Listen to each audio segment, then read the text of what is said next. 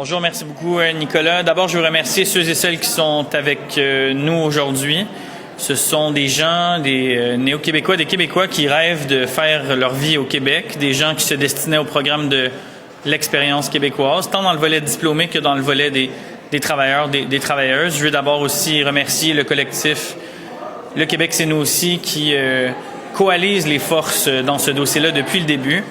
Je dis depuis le début, mais c'est aussi vrai depuis 2019 parce que c'est la deuxième fois qu'on joue dans le même film. La CAQ a essayé de sabrer dans le PEC puis de s'attaquer au PEC exactement de la même façon en 2019.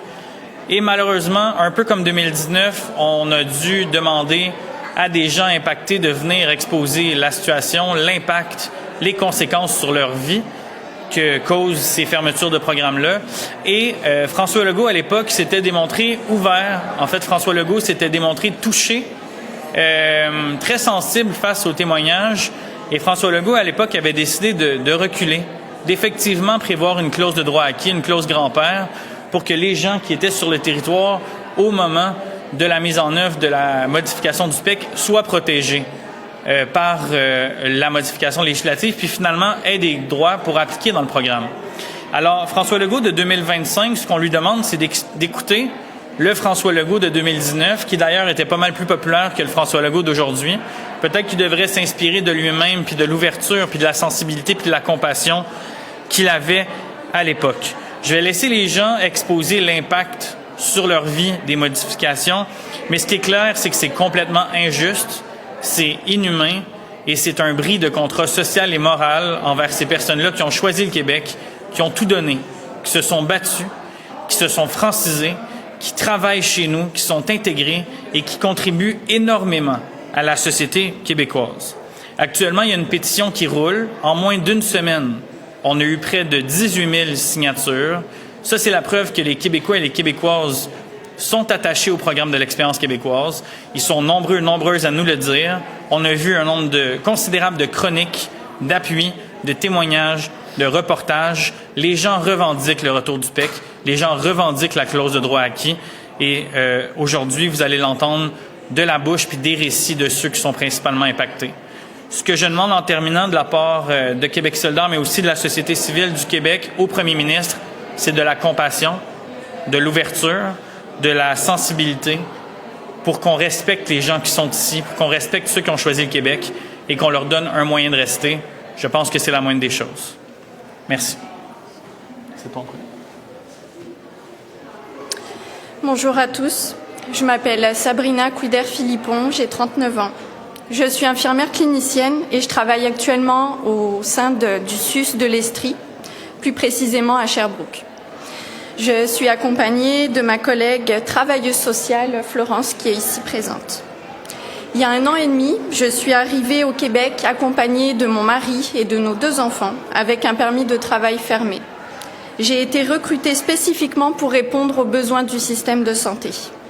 On est venu jusqu'en France pour me recruter, littéralement, comme ma collègue Florence. Depuis le début de notre parcours, le discours a toujours été le même. Vous aurez facilement accès à la résidence permanente.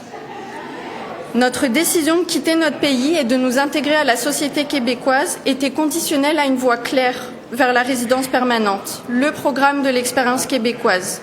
C'était la garantie que notre engagement envers le Québec serait reconnu. Nous avons tout quitté, absolument tout quitté, en France pour répondre aux besoins de main-d'œuvre dans le milieu de la santé. Nous avons vendu nos biens et accepté de perdre toutes les attaches familiales et amicales que nous avions. Aujourd'hui, avec la fermeture brutale du PEC, sans préavis, cette promesse du Québec est brisée. Depuis plus d'1 an, je me déplace à domicile et exerce en CHSLD pour prodiguer des soins à nos aînés et à des personnes en perte d'autonomie. Pendant plus d'1 an, j'ai eu le privilège de travailler en soins palliatifs à domicile et d'accompagner des patients et leurs proches dans un des moments qui n'arrive qu'une seule fois dans une vie, celui de mourir. Cette décision, elle crée surtout une énorme incertitude et un stress immense pour toute ma famille. Cela fait des semaines que je ne trouve plus le sommeil, car comment envisager un avenir serein pour mes enfants sans prévisibilité ? Mon fils aîné s'appelle Ilan. Il est né ici au Québec en janvier 2017, lors de ma première expérience en tant qu'infirmière clinicienne. Il a bientôt 9 ans et il est autiste.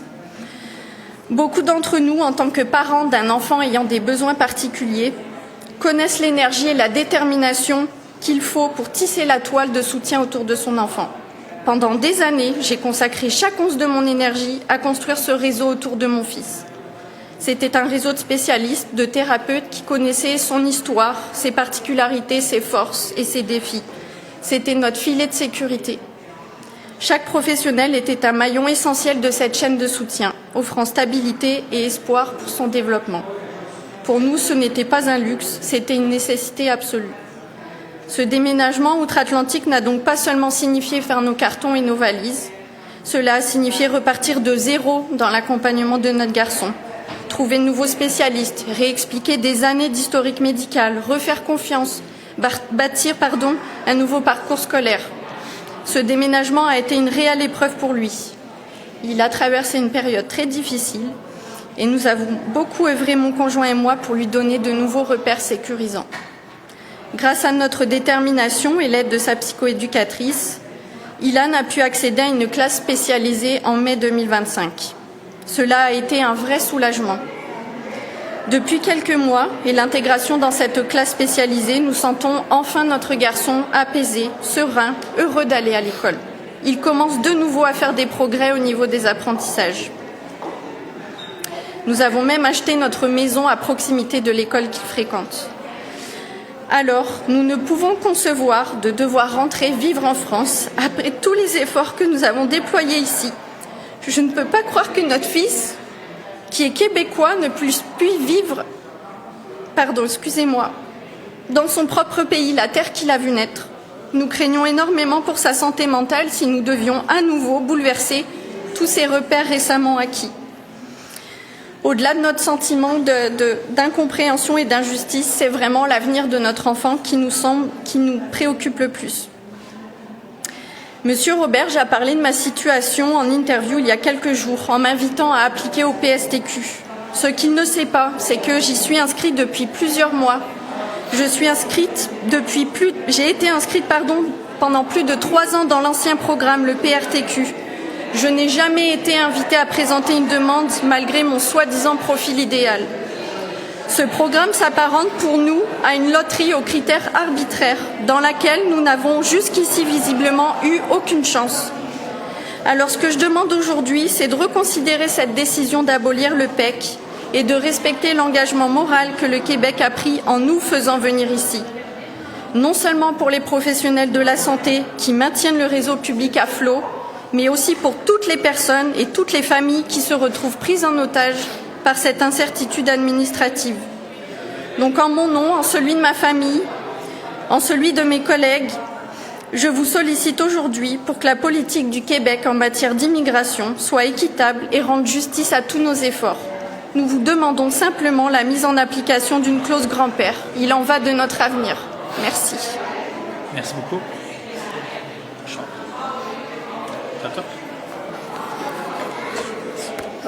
Bonjour tout le monde, je m'appelle Elada Podrezova, je suis arrivée ici à Québec avec mon mari ukrainien grâce au programme AVQ pour les Ukrainiennes. C'est un simplement permis de travail ouvert qui donne aucun avantage pour les résidences permanentes. Alors nous avons choisi le PEC comme un seul moyen façon de rester ici, de s'intégrer ici, d'appeler le Québec notre maison. Nous avons toutes mis notre énergie pour le français. Moi, j'ai commencé avec 0, vraiment avec l'alphabet. Ça fait juste 2 ans que je parle en français. Nous avons étudié après le travail, la nuit, le fin de semaine. On a fait beaucoup de jobs. Vraiment, on a fait beaucoup d'efforts pour ça. Depuis 12 ans, on travaille ici dans des entreprises québécoises, ici à Québec. C'est un travail qualifié.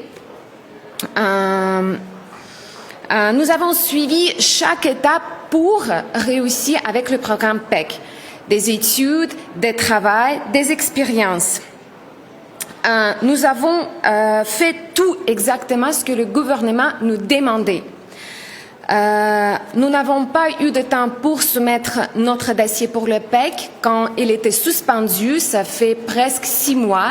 Maintenant, il est fermé complètement. Nous avons essayé le PSTQ, le seul programme maintenant qui est disponible à Québec, au Québec. Mais avec le nouveau système de pointage, nous avons gagné un petit peu la moitié des points. C'est impossible pour nous et j'imagine pour les autres Ukrainiens. Il y a beaucoup de travailleurs, étudiants qui les qualifiés, qui sont pas capables de gagner les points nécessaires. Maintenant, nous sommes très déçus, complètement perdus. 3 ans de travail, d'études, 3 ans de sacrifices, tout semble disparaître d'un coup. Nous avons pensé de quitter le Canada, trouver d'autres moyens, façons de rester ici. Nous avons quitté encore notre maison. Je ne sais pas quoi faire. C'est le gouvernement qui nous avons dit venez ici, restez ici, on a besoin de votre énergie, on a besoin de votre main. Et maintenant, on est venu ici, on a travaillé, on a étudié, on a appris le français et maintenant on doit quitter. Je ne sais pas quoi faire. Je connais beaucoup d'Ukrainiens qui sont dans la même situation et on est perdu. Merci.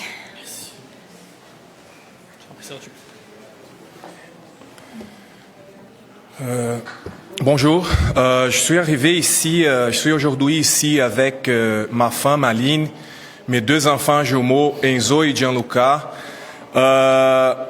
pour parler d'un sujet qui affecte non seulement ma famille, mais aussi plusieurs personnes au Québec, on peut dire quand même milliers de personnes. J'avais une carrière très stable au Brésil, j'ai 2 bacs dans mon pays, je suis une personne qualifiée. Et en 2011, j'ai fréquenté la première mission de recrutement du Québec, dans mon pays. À ce moment, je n'étais pas capable parce que j'étais jeune. Puis, j'ai fait ma vie, mais le Québec est resté quand même dans ma tête. Puis, en 2018, j'ai fréquenté encore des missions de recrutement. Puis, en 2022, on a décidé de venir ici. Moi, je complétais une maîtrise en éducation à l'Université de Montréal. J'ai venu chercher l'expérience québécoise, car on m'avait expliqué qu'avec ces programmes-là, après 2 ans d'études, 2 ans d'efforts, je pourrais demander ma résidence permanente. Dès la première semaine, ma conjointe et moi, on a fréquenté les séances d'objectifs intégration pour mieux connaître les valeurs québécois. Mes enfants ont des amis. Ma femme a fréquenté la francisation. Nous étions prêts pour les programmes de l'expérience québécoise, les PEC. J'avais complété mon programme de maîtrise antérieurement en français et ma femme, elle était prête à faire les examens de français. Tout était en place. Puis, le programme a été gelé. Aujourd'hui, il s'est terminé. Ce qu'on veut, en fait, les PSTQ, ça marche pas pour nous parce que, par exemple, dans les PEC, mon diplôme, mon programme, c'était assez pour prouver mon français. Maintenant, il faut que je paye $400 pour faire des examens de français. Ma femme, il faut qu'elle fasse encore des examens de français supplémentaires pour augmenter notre pointage. Et après, tout ce qu'on a donné, on nous dit maintenant qu'ils ne sont pas les bienvenus. J'habite à Montréal, j'aime Montréal, je ne veux pas quitter. Montréal, c'est ma ville, le Québec, c'est ma province. Mes enfants, un de mes enfants, il y a une blonde. Qu'est-ce qu'on va dire? Je ne suis pas garanti. Je suis dans les bons profils, mais je n'ai pas même tous les points. J'ai 36 ans, ma femme a 40 ans. Je sais pas qu'est-ce que je vais faire. Après tout ça, j'étais vraiment, moi, j'ai capoté parce que ma santé mentale était dans la merde. Moi, je suis désolé pour mes mots, mais j'étais une personne très qualifiée. J'ai formé plusieurs enseignants, intervenants scolaires par tout le Québec. J'ai contribué à cette société. mais c'était la première fois dans ma vie que j'ai pris de médication pour la santé mentale. La dépression, l'anxiété, j'ai vu ma femme pleurer, j'ai vu mes enfants pleurer. Ça marche pas pour nous.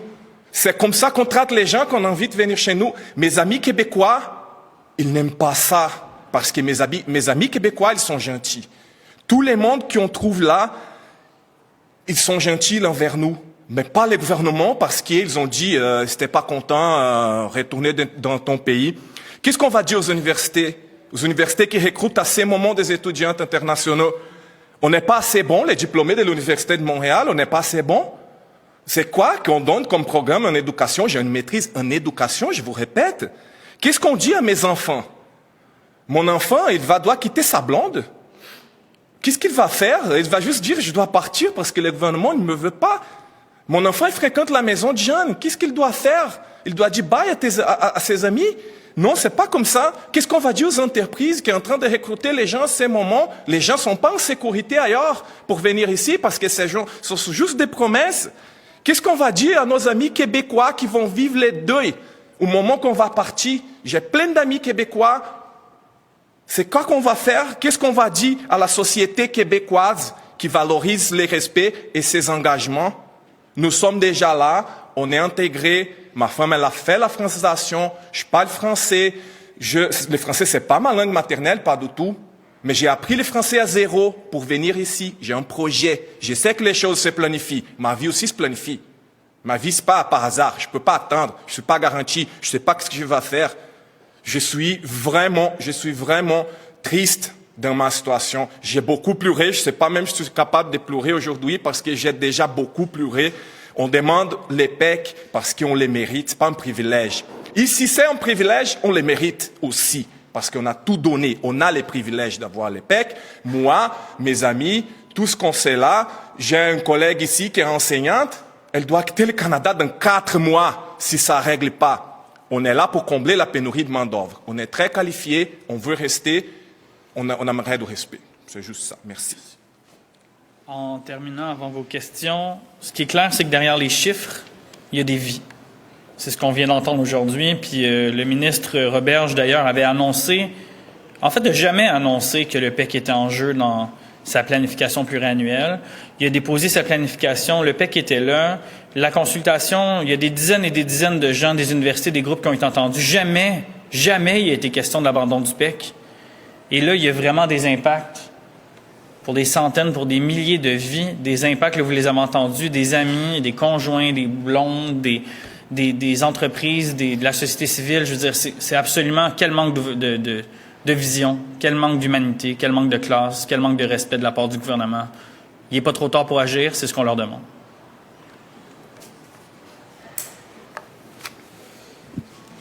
Poser une petite question pour vous, Monsieur Clich-Rivard, tout d'abord.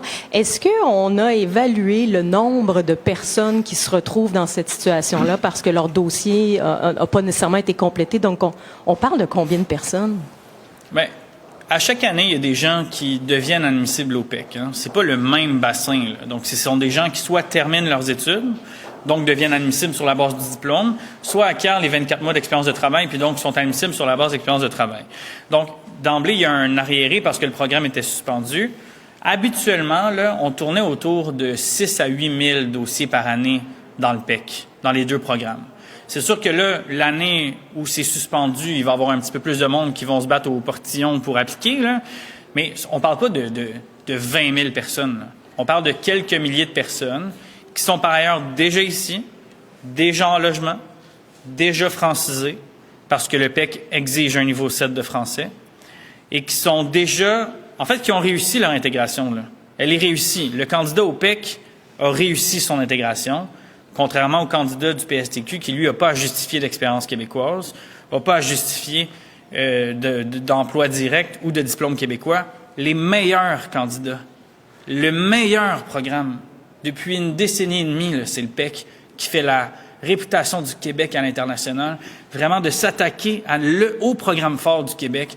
Je trouve que c'est clairement un manque de vision de la part du gouvernement. Puis si je peux poser une question à messieurs, dames qui se sont exprimés sur votre réalité. Quand on vous dit qu'il y aura que le PEC n'existera. En fait, le PEC n'existe plus. Puis le langage qu'on utilise par rapport aux immigrants actuellement, comment vous vous sentez par rapport à ça ici au Québec? Nous, on a pleuré toute la semaine. On n'a pas dormi, on n'a pas mangé. Moi, j'étais presque pas capable de travailler. Tous mes amis, tous mes collègues me soutiennent. Ils m'ont dit, Elada, il faut te battre. Il va changer. Le gouvernement, il va changer les lois, c'est sûr. Mais cette semaine-là, c'était un petit peu plus dur la semaine dans ma vie. Parce que j'étais jamais de se sentir vraiment trahi, c'est ça. Parce que on a fait tout ce que le gouvernement nous demandait. Tout. C'est beaucoup de travail. Beaucoup, c'est troisième langue. Apprendre la langue après 30 ans, c'est difficile de travailler en même temps, d'apprendre une nouvelle culture, la nouvelle vie, tout. Et après 3 ans, on doit encore quitter notre maison. Ça finit jamais dans notre vie ou quoi.